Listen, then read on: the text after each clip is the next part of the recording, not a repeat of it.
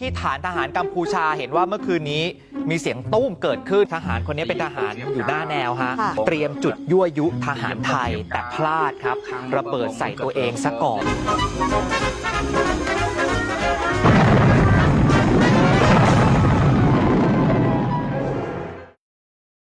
ในตะเฮียนจัวมกในทางสรุปลงเวเนี่ยบองกัดตีเยี่ยมปอกเสียบกาทางมกก็บองมือกัดตู้ขบาแก้วกัดแช่บาแก้วเดินกัดติดมก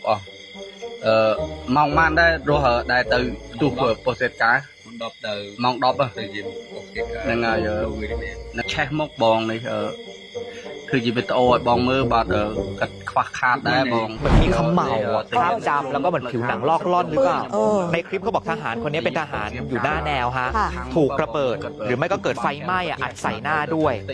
เพจ Army Military Force โพสต์เอาไว้บอกว่า21ตุลากลางดึกเมื่อคืนทหารกัมพูชาโดนระเบิดปิงปองแรงอัดต่ำระเบิดใส่คาดว่า